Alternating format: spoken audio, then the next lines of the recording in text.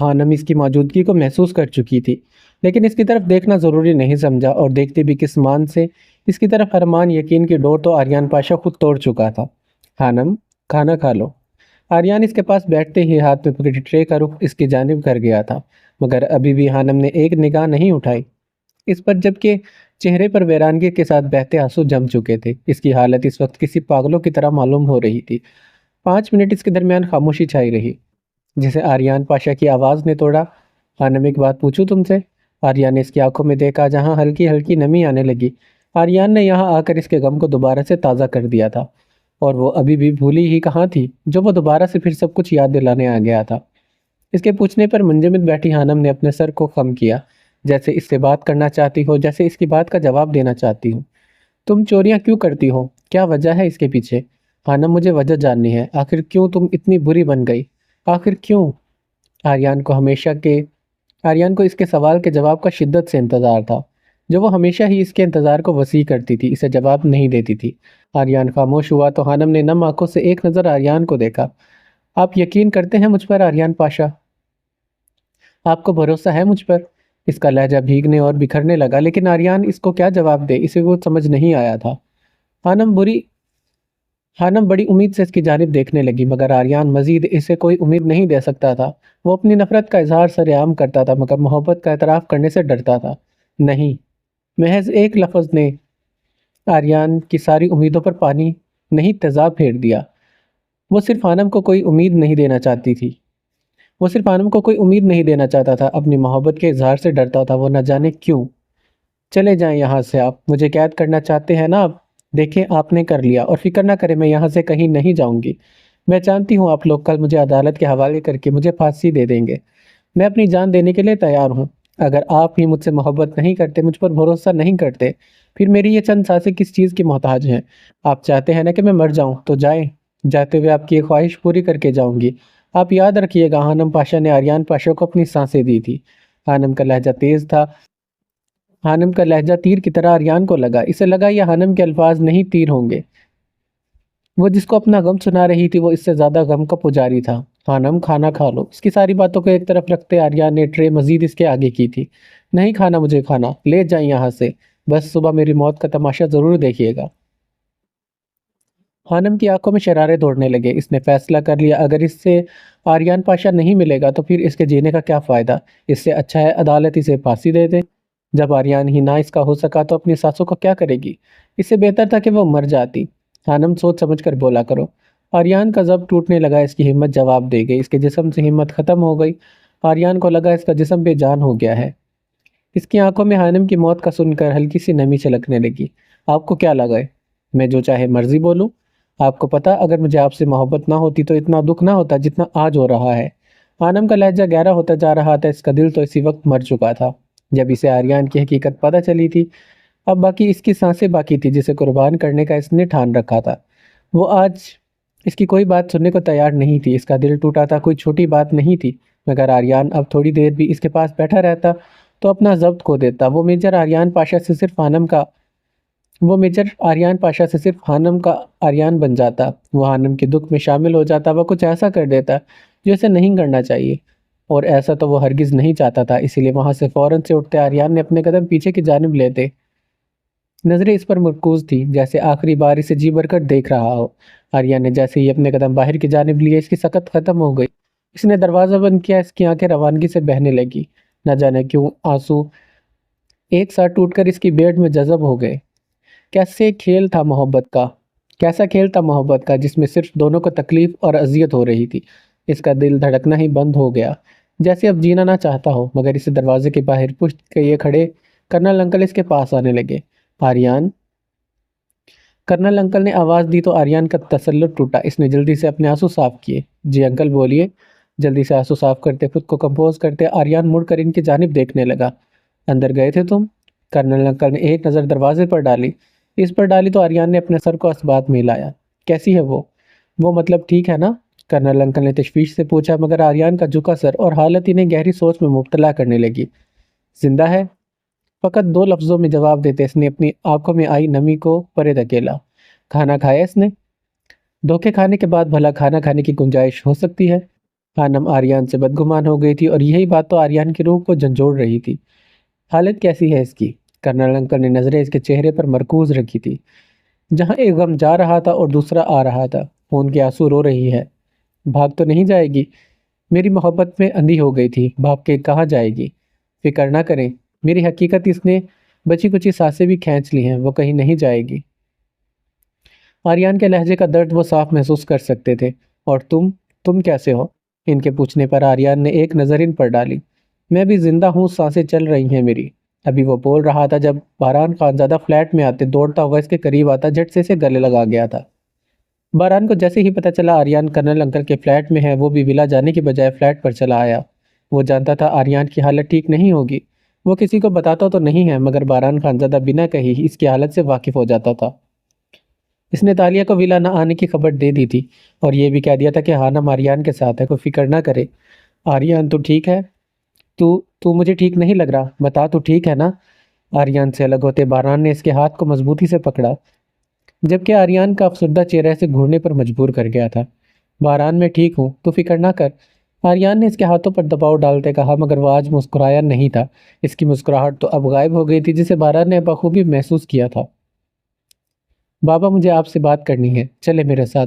बारान की नज़रों से आर्यन की यह हालत मख्फी नहीं रही। एक ही दिन में इसकी क्या से क्या हालत हो गई थी। अगर हानम को कुछ हो गया तो वो अपने दोस्त को खोना नहीं चाहता था, वो आर्यन के लिए कुछ करना चाहता था। बारान कर्नल अंकल के साथ इनके कमरे में दाखिल हुआ। बाबा आप आर्यन की हालत देख रहे थे?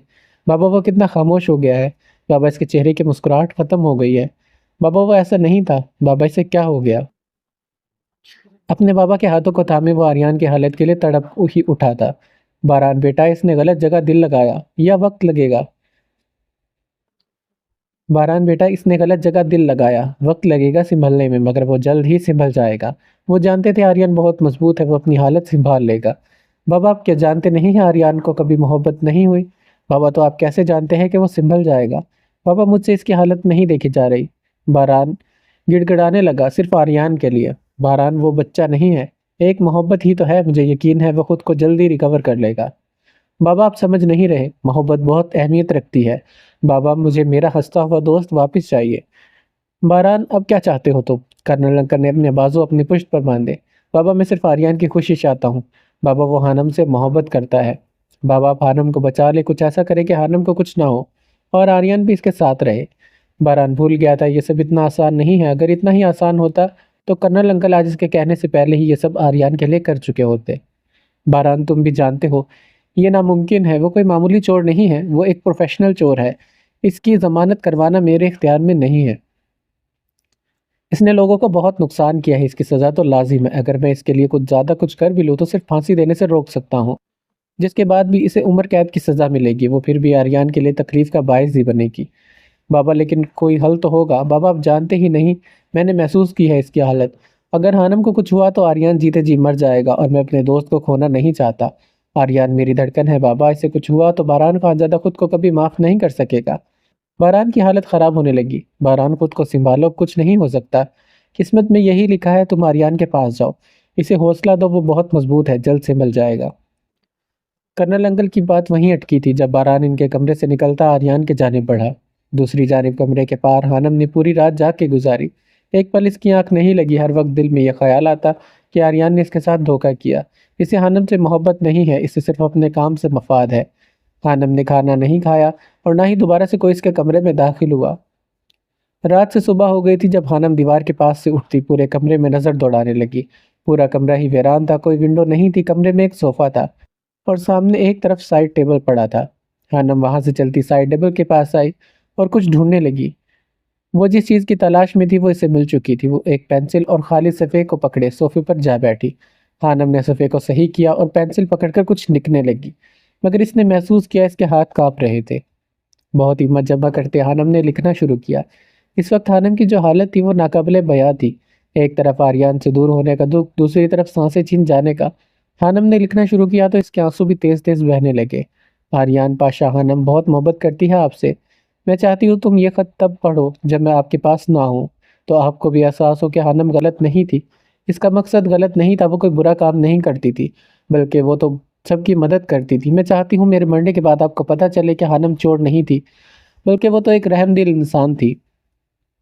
इसकी चोरी करने के पीछे बुरा मकसद नहीं था। बहुत अफसोस है मुझे खुद पर कि मैंने आपसे दिल क्यों लगाया, जबकि जानती भी थी कि जिससे हानम दिल लगा लेगी वही शख्स हानम से इसकी सांसें खींच लेता है।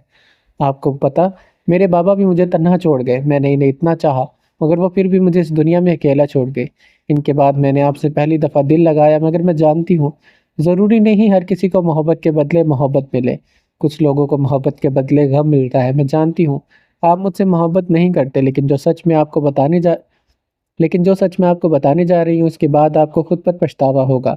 आपका ज़मीर आपको झंझोड़ेगा। और मैं ये भी जानती हूँ मेरी मोहब्बत आपका मसला नहीं, बल्कि एक इंसान होने होने के नाते आप मुझ पर एक दफ़ा भरोसा तो कर लेते। आप जानना चाहते थे ना कि हानम चोरियाँ क्यों करती है, तो फिर सुन ले। हानम यतीम बच्चों के लिए चोरियाँ करती है, गरीब बच्चों के लिए हानम चोर बनी। इन लोगों के लिए जिनके माँ बाप नहीं होते, जिनका इस दुनिया में कोई नहीं होता, फिर इनकी मदद हानम करती है। मुझे चोर इस जालिम दुनिया ने बनाया है, जो यतीमों का हक मार लेते हैं, जो यतीम बच्चों को दो वक्त की रोजी नहीं देते, जो अपने तन मन धन ढांपने के लिए कपड़े नहीं दे सकते, जिनको सिर्फ अपने बच्चों की फिक्र होती है। वो अमीर लोग जो सिर्फ नाम के ही अमीर, वो यतीम बच्चों की तालीम के अखराजात पूरे नहीं कर सकते। फिर इन अमीर लोगों को हानम अपने तरीके से लूटती है। मेरा तरीका गलत ज़रूर है, मगर मेरी नीयत गलत नहीं थी। मैं सिर्फ बच्चों की भलाई चाहती थी। पूरे पाकिस्तान के यतीम बच्चों का खर्चा मैं उठाती हूँ। मैं इनके दर्द को जानती हूँ, क्योंकि मैं इस दर्द से अच्छी तरह वाकिफ़ हूँ। उम्मीद है आपको मेरी बात समझ आ चुकी होगी। मुझे याद मत कीजिएगा, भूल जाइएगा। आर्यान पाशा की मोहब्बत की कैदी हानम पाशा। हानम ने आखिरी अल्फाज दिल चीरने के लिए इस्तेमाल किए। वो आखिरी दम तक आर्यान के नाम से मुंसलिक रहना चाहती थी। इस दौरान इसके गिरते आंसू सफ़े में जज्ब होते अपना दुख छोड़ गए थे। एक बार इस पेपर को पढ़ते हानम ने इसे फोल्ड करते साइड टेबल के दराज के नीचे थोड़ा सा रख दिया था, ताकि वो उड़ ना जाए। अभी वो वहां से उठी ही थी जब एकदम से दरवाज़ा खुला और बारान खानज़ादा अंदर दाखिल हुआ। बारान ने हानम को देखा और हानम ने बारान की तरफ। एक साथ दोनों की आंखें नम हुई। हानम की पहले से ही बहने को तैयार थी, सो मौका मिलते ही बरसने पड़ी। बारान चलता इसके पास आया। हानम की टूटी बिखरी हालत वो साफ महसूस कर सकता था। हानम, बाबा तुम्हें बुला रहे हैं। बारान ने हानम की जानिब देखा। बारान से हानम की जानिब देखना मुश्किल हो गया। इसकी ऐसी हालत इसने पहले तो कभी नहीं देखी थी। जबकि हानम चलकर बारान के पास आती, एक आखिरी बार इसके सीने से लगती, जोर जोर से रोने लगी। हानम बारान के साथ लगी तो बारान के दिल में टीस उठी। बारान, तालिया और नूरे का ख्याल रखना, इन दोनों की जिम्मेदारी अब तुम पर है। बारान, इनका ख्याल रखना। हानम फूट फूट कर रो दी तो बारान ने इसके सर पर हाथ रखकर इसे तसल्ली दी। हानम, तुम्हें कुछ नहीं होगा, हम तुम्हें फांसी नहीं होने देंगे। बारान ने इसके कंधे पर हाथ रखकर इसे सहलाया था। मैं नहीं जानती आने वाले वक्त में क्या होगा, लेकिन मेरा अभी से दम घुट रहा है। मुझे लग रहा है मैं ज़्यादा नहीं जी पाऊंगी, मैं मर जाऊंगी। तड़पते लहजे में इससे अलग होकर बोलती वह अपने आंसू साफ करने लगी। अंकल बुला रहे हैं, चले ना फिर। हानम ने अपना दुपट्टा सही किया और आगे की जानिब बढ़ गई तो बारान भी इसके पीछे लपका था। वो बाहर से जितनी मजबूत दिखाई देती थी, अंदर से इसकी इतनी ही हिम्मत जवाब दे चुकी थी। हौले हौले कदम उठाते वो चलती बाहर की जानिब बढ़ी, जहां आर्यान और कल्लन अंकल खड़े शायद कोई बात कर रहे थे। इसके आते ही वो दोनों खामोश हो गए। हानम, तुम्हें हमारे साथ अदालत चलना होगा। कर्नल अंकल ने इसकी तरफ देखा, जो हानम तो नहीं लग रही थी। इतना गरूर टपकता था इसके चेहरे से। वो सब कहाँ चला गया। एक ही रात में इसकी ये हालत हो गई। जबकि हानम ने पहली ही नज़र आर्यान पर डाली, जो नज़रें झुकाए खामोश खड़ा था। इसकी जानिब देखने से गुरेज करने लगा। वो नहीं चाहता था वो हानम को खुद से दूर जाते देखे, इसलिए इसने अदालत जाने से मना कर दिया था। मैं तैयार हूँ अंकल। हानम का लहजा बेलचक था, नजरें आर्यान पर थी, जिसने एक नज़र नहीं उठाकर देखा था। क्या अहमद खेज मंजर था। चलो फिर मेरे साथ। कर्नल अंकल का अंदाज प्रोफेशनल था। वो बारान को कह चुके थे वो फांसी नहीं होने देंगे। आप चले, मैं आती हूँ। हानम की तपिश भरी नज़रें खुद पर महसूस करते आर्यान ने अपना रुख बदल लिया। ये भी गवारा नहीं किया है वो इसके पास से गुजर जाए, और आर्यान पाशा हाथ पर हाथ रखकर बैठा रहे थे। अंकल बाहर की जानिब बढ़ गए थे और हानम आर्यान की जानिब बढ़ती, चेहरे पर तायराना मुस्कुराहट लाती वो इसकी जानिब जा खड़ी हुई थी। आर्यान ने अभी भी नज़रें झुका रखी थी। नाराज़ होना तो मेरा बनता है, आप क्यों नखरे दिखा रहे हैं। हानम ने इसकी आंखों में झांकना चाहा, जिनमें हल्का सा पानी होने की वजह से चमक पैदा हुई। हानम अंदाज़ा लगा सकती थी इसे मोहब्बत ना सही, थोड़ा सा लगाव तो होगा ही। आर्यन अभी भी कुछ नहीं बोला। दिल चाह रहा था इसे खुद में दबोच ले, फिर कभी ना छोड़े, मगर ये सब आर्यन पाशा के इख्तियार में नहीं था। दिल लगाकर इसने गलती नहीं, गुनाह किया था, जिसकी सज़ा अभी वो भुगत रहा था। एक आखिरी बार गले नहीं लगाएंगे मुझे। हानम ने इतने प्यार से कहा कि आर्यन को सांस लेना मुश्किल हो गया। वो बोल रही थी आखिरी बार। आर्यन की आंखों में फुल पानी जमा हो गया, बस बहने को तैयार था, इसका खुद पर इख्तियार नहीं रहा था। लगा लेना आखिरी बार गले। इस बार हालम का लहजा मुल्तजी था।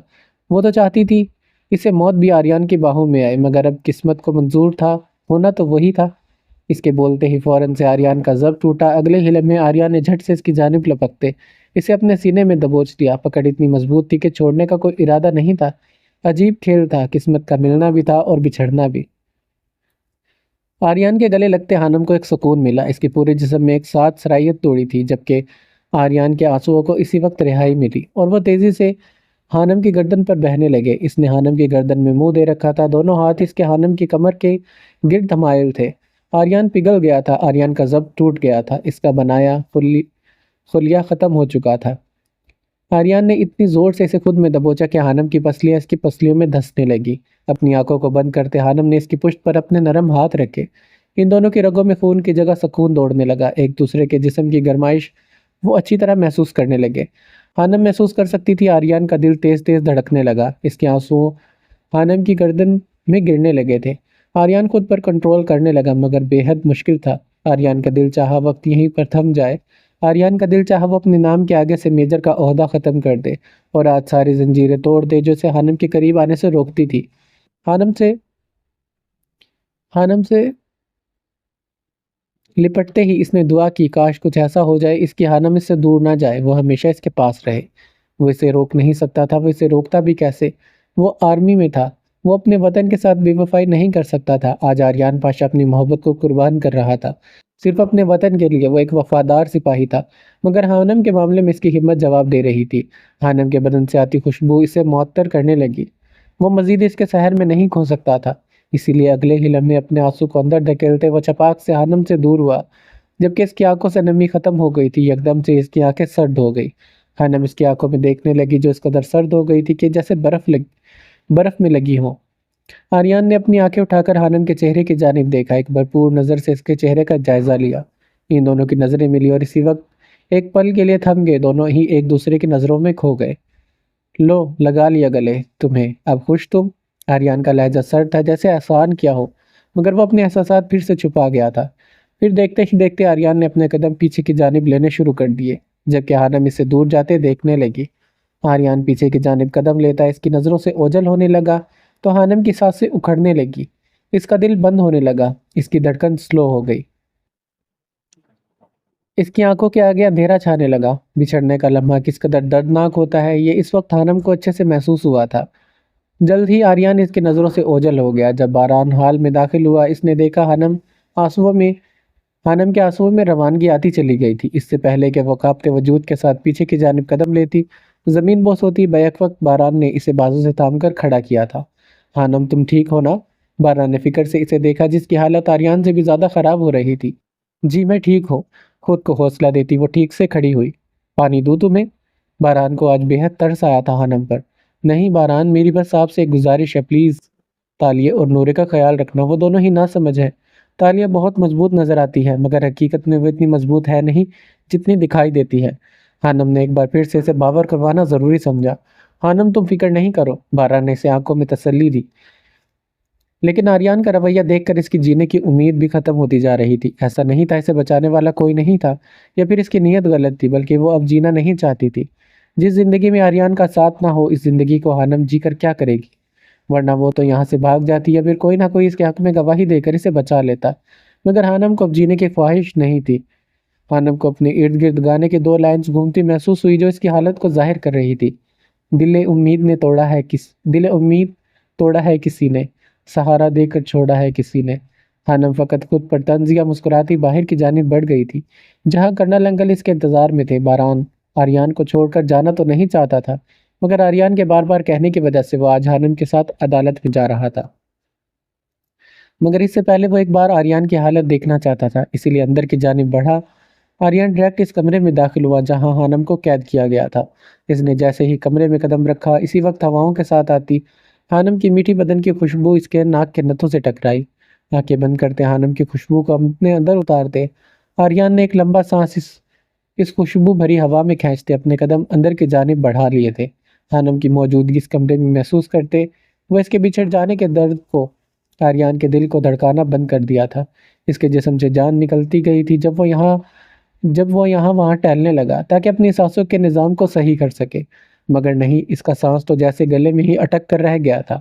आर्यन ने अपने गले पर रखा हाथ जो पसीने में शराबूर हो गया था, इसने अपने गले पर हाथ रखते सहलाया जब इसकी नज़र साइड टेबल पर मौजूद लेटर पर पड़ी।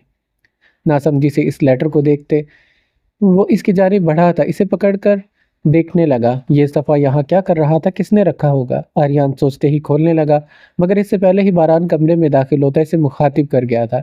आर्यन, तो ठीक है? बारान ने अंदर आते पहला सवाल ये किया था, तो आर्यन इस लेटर से ध्यान हटाकर इसे देखने लगा। हाँ बारान, तो फिक्र ना कर। आर्यन फीका से मुस्कुराया, सिर्फ बारान को तसल्ली देने के लिए, जबकि इसने वो लेटर अपनी पॉकेट में डाल लिया था। आर्यन, फिर तू चलना साथ में, वादा करता हूँ तुमसे हानम को कुछ नहीं होने देंगे। मुझे यकीन है वो बुरी नहीं है।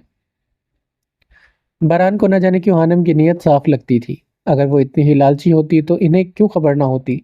नहीं बारान, मैं नहीं आ सकूंगा, मुझे काम है।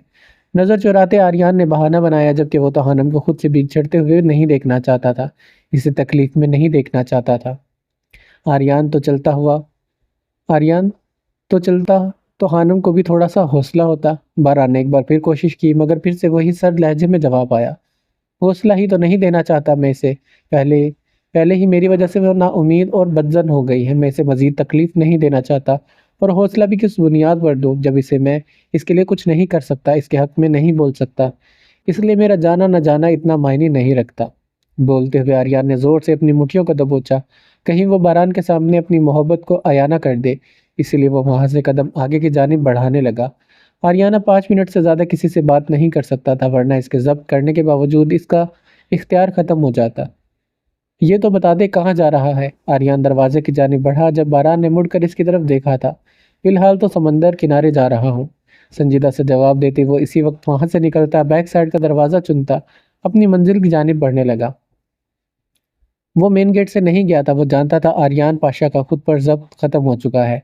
दूसरी तरफ बारान, कर्नल अंकल और हानफ भी गाड़ी में बैठकर कोर्ट हाल की जानिब बढ़ गए थे।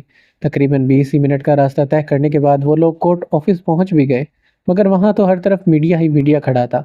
आज सुबह ही पूरे पाकिस्तान में यह खबर फैल गई थी कि क्राइम लेडी पकड़ी गई है, इसीलिए सारी मीडिया ही कोर्ट में जमा हो गई थी। कर्नल अंकल जानते थे वो मीडिया को जितना भी कंट्रोल कर ले, मगर यह खबर हर तरफ आग की सूरत फैल चुकी थी। दूसरी जानिब ज़याम शाह ये खबर सुनते ही बार बार बारान को कॉल करने लगा, मगर बारान कॉल नहीं उठा रहा था। नूरे और तालिया ने तो रो रो कर हलकान कर लिया था। नूरे और तालिया, चुप कर जाओ, हानम को कुछ नहीं होगा। मुमानी जान ने इन दोनों को अपने साथ लगाया, जबकि पाशा साहिब और मामू जान घर नहीं थे। विला के सब अफराद इस वक्त हाल में मौजूद थे। अरूजा भी वहीं पर खड़ी थी। मुमानी जान, कैसे चुप हो जाओ? मुमानी जान, वो बुरी नहीं है, हानम बहुत अच्छी है। मुमानी जान, वो तो यतीम बच्चों के मुस्तकबिल के लिए चोरियां करती थी। फिर बारान के डैड इसे कोर्ट क्यों लेकर जा रहे हैं? नूरे तड़पते हुए उठी थी ये न्यूज़ देखकर। लाइव टीवी पर ताज़ा खबरें दिखाई जा रही थी। तमाम न्यूज़ चैनल पर इस वक्त क्राइम लेडी के पीछे छुपा खानम का चेहरा दिखाने लगे, मगर जो सच था वो बहुत कम लोग जानते थे। मगर ज़यामिन से थोड़ा दूर खड़ा बारान को बार बार कॉल कर रहा था, इसलिए इसने नूरे की बात नहीं सुनी थी। जी मुमानी जान, हानम बुरी नहीं है, फिर इसे सज़ा क्यों मिले? इसने कुछ भी गलत नहीं किया। इस बार तालिया बोली, जबकि इन दोनों की हिचकियाँ साफ विला में गूंजने लगी। आर्यन की मम्मा ने तालिया को खुद में दबोच कर हौसला दिया था। तालिया बेटा, हानम को कुछ नहीं होगा, मैं जानती हूँ वो बुरी नहीं है, तुम चुप कर जाओ, इसे कुछ नहीं होगा। आर्यन की मम्मा और मुमानी जान के आंसू भी बेख्तियार हो गए थे। जब ढेरों सारी कॉल्स के बाद बारान ने कॉल नहीं उठाई तो ज़याम इनकी जानिब बढ़ा था। मम्मा, बारान कॉल नहीं उठा रहा, मैंने बहुत कॉल्स की हैं। ज़याम का लहजा बेफिक्रमंदी वाला था। हानम जैसी भी थी, मगर इतने से वक्त में वो सबकी फेवरेट हो गई थी। ज़याम कुछ करे, हानम को कुछ नहीं होना चाहिए। ज़याम वो बुरी नहीं है, वो चोर नहीं है। ज़याम, मुझे हानम के पास जाना है, मुझे इसके पास ले चले। नूरे झट से ज़याम के सीने लगती फूट फूट कर रोने लगी, तो ज़याम ने नूरे को तड़पते देखकर इसकी पीठ सहलाई। नूरे, वहाँ जाना ठीक नहीं है। अबे ज़याम बोला ही था जब आर्यन की मम्मा बोल उठी। ज़याम बेटा, गाड़ी निकालो, हमारा वहाँ जाना ज़रूरी है। मैं अपनी बहू को इस हालत में नहीं देख सकती। इनका भी कलेजा चीरने लगा था। वो सच जानती थी, फिर क्यों हाथ पर हाथ धरे बैठी रहती? मगर आंटी, इससे पहले ज़याम एहतजाज करता, ज़याम की मम्मा बोल उठी। ज़याम, गाड़ी निकालो, जल्दी हमें इस बच्ची के पास जाना है। वो सख्त लहजे में बोली तो ज़याम सर को खम देता बाहर की जानिब बढ़ने लगा। जबकि नूरे, तालिया, अरूजा एक साथ बाहर बढ़ी और ममानी जान इशी को पकड़े बाहर की जानिब बढ़ी थी। जबकि आर्यन के मम्मा ने खुद पर अच्छे से चादर ओढ़ी।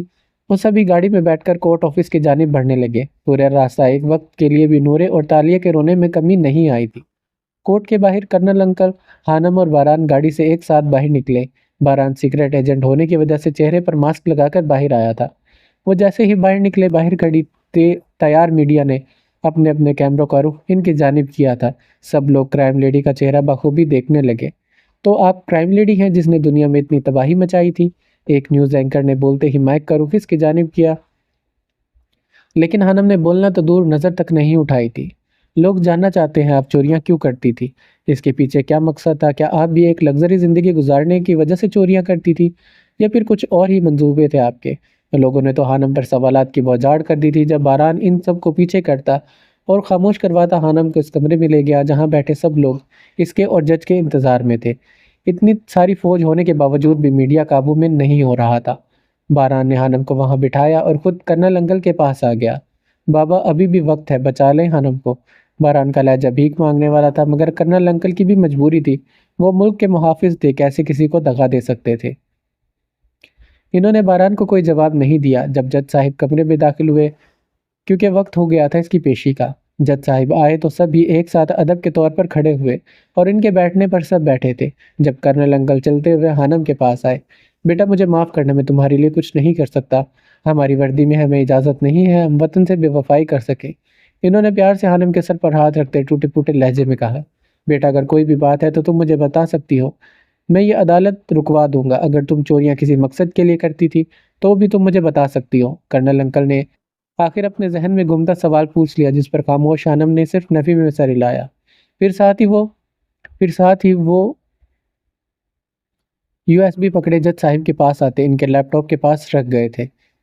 जज साहिब ने गला खंकारते सबको मुतवज्जा किया तो पूरे हाल में एकदम से खामोशी छा गई। जज साहिब ने डिवाइस को कनेक्ट करते वो फुटेज देखी जिसमें हानम बैंक में चोरी कर रही थी। फिर साथ ही अगली वीडियो भी थी, जब इस रंग के जरिए इसका चेहरा जाहिर हुआ। ये देखते ही जज साहिब ने अपनी ऐनक के ऊपर से एक नज़र खामोश बैठी हानम पर डाली। अदालत में हानम पाशा को कटहरे में आने की इजाज़त देती है। जज साहिब बोलते ही हानम धड़कते दिल को काबू में करती चलती हुई कटहरे में आ खड़ी हुई। हानम कांपने लगी। सबने महसूस किया वो आर्यन को सोचते तड़पने लगी थी। मिस हानम पाशा, आपने कोई वकील हायर नहीं किया? जज साहिब ने फॉर्मल लहजे में पूछा। इससे पहले वो नफ़ी में सर हिलाती, एकदम से दरवाज़ा खुला और आने वाले ने सबको चौंका दिया। मैं हूँ हानम पाशा का वकील, मैं लड़ूंगा इसका मुकदमा। पाशा साहिब अपनी ऊंची आवाज़ में बोलते बारान और कर्नल अंकल को हैरान कर गए थे। जबकि हानम ने जबकि हानम के मुरझाए चेहरे पर हल्की सी मुस्कुराहट आई थी। वो जानती थी शायद पाशा साहिब ज़रूर आएंगे, इसके बाबा इसे बचाने ज़रूर आएंगे। फिर चाहे जज जो भी हो, फैसला इसे मंजूर होगा। वैसे इसे उम्मीद तो नहीं थी अपने हक में मुकदमे की। जे जबकि हाथ में वो पकड़ी कुछ फाइल्स और डिवाइस पकड़े, पाशा साहिब जज के सामने पहुंचे थे और हाथ में पकड़ी डिवाइस इनकी जानिब बढ़ा दी। माई ऑनर, माई क्लाइंट बेकसूर है, ये चोर है मैं मानता हूँ, मगर इनकी चोरी के पीछे कोई गलत मकसद नहीं था। इनकी नीयत और मकसद दोनों ही साफ थे। पाशा साहिब बुलंद आवाज़ में बोले और जज साहिब को वो वीडियो दिखाने को कहा। मेरी क्लाइंट बेगुनाह है, इसका पहला सबूत मैंने आपको पेश किया, एक बार आप ये देख लें। पाशा साहिब की बात तहम्मुल से सुनते जज साहिब ने पाशा साहिब को वीडियो प्ले करके दिखाया जिसमें हानम यतीम बच्चों के लिए पैसे दे रही थी। जज साहिब वीडियो देखने लगे। जब पाशा साहिब हानम के पास आए थे, बाबा ये सब यकीन नहीं करेंगे, ये फिर भी मुझे ही कसूरवार ठहराएंगे। मैं चोर हूँ, सिर्फ इस बात पर नज़रसानी करेंगे। मेरे इसके पीछे क्या मकसद है ये इन्हें नहीं दिखाई देगा। हानम का लहजा धीमा था। इसने पाशा साहिब को बहुत पहले ही सब बता दिया था। वो जानती थी अगर वो पकड़ी भी गई तो सिर्फ पाशा साहिब ही से बचा सकेंगे। इसीलिए इसकी पूरी बात सुनने के बाद पाशा साहिब ने इसका भरपूर साथ दिया और इसे चोरियां छोड़ने को कहा। वो हानम को कहते थे वो चोरियां करना छोड़ दे, वो खुद एक एक बच्चे की जिम्मेदारी ले लेंगे। और इनकी बात सुनते हानम ने चोरियां करने का फैसला लिया चोरियां छोड़ने का फैसला लिया था, मगर इससे पहले ही वो बुरी तरह से पकड़ी गई। आपका ये सबूत क्या जाहिर करना चाहता है? जज साहिब ने वीडियो को देखते पाशा की जानिब देखा। जब ज़याम, नूरे और तालिया एक साथ कमरे में दाखिल हुए, बाकी सब बाहर ही थे। नूरे और तालिया तो दौड़ती हुई हानम की जानिब बढ़ने लगी। जब ज़याम ने बामुश्किल इन्हें रोका और इन्हें देखते ही बारान भी उठकर इनकी जानिब बढ़ा था। माई ऑनर, मेरी क्लाइंट बेगुनाह है। ये चोर सिर्फ इसलिए बनी क्योंकि ये यतीम बच्चों के मुस्तकबिल के लिए कुछ करना चाहती थी। इनकी मदद करना चाहती थी। इन्होंने इसके लिए और लोगों की भी मदद लेनी चाहिए, मगर कोई इनकी मदद करने को तैयार नहीं था, जिसकी बिना पर इस जालिम माशरे ने इन्हें एक प्रोफेशनल चोर बना दिया। और मेरी क्लाइंट किसी के हक नहीं मारती थी, बल्कि वो इस चीज़ को चोरी करती थी जो या तो किसी की मलकियत नहीं होती थी या फिर वो हुकूमत की मलकियत होती थी। पाशा साहब ने अपनी बात मुकम्मल करते एक फ़ाइल इनके जानिब बढ़ाई, जिसमें सारी डिटेल्स थी कि हानम ने एक-एक बच्चे का खर्चा उठाया हुआ था और इनकी ज़िम्मेदारियाँ उठाई थी।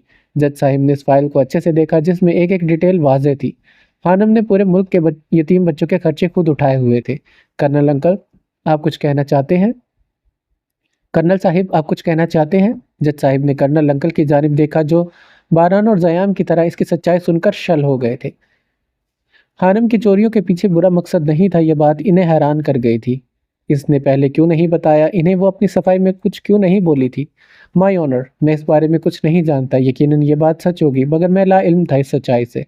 कर्नल अंकल सपाट लहजे में बोले और एक शिकवा नज़र हानम पर डाली कि इसने क्यों नहीं बताया इन्हें, जबकि हानम माजरत तलब नज़रों से इन्हें देखने लगी।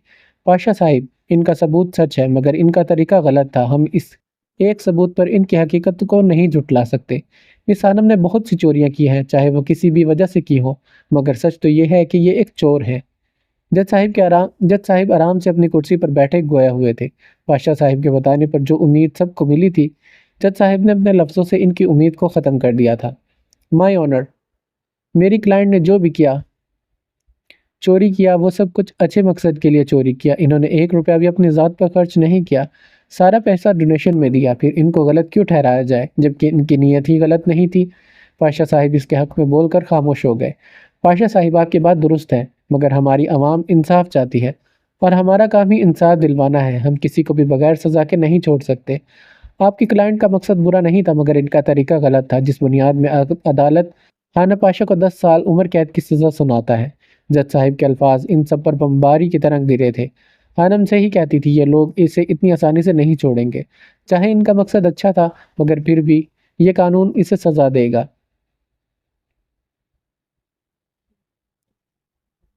जज का फैसला सुनकर पूरे कमरे में एकदम चीखो पुकार होने लगा। नूरे और तालिया, जो खुद पर जब्त करने की कोशिश कर रही थी, लेकिन जज साहिब के फैसले ने इनके सब्र का पैमाना लबरीज कर दिया था।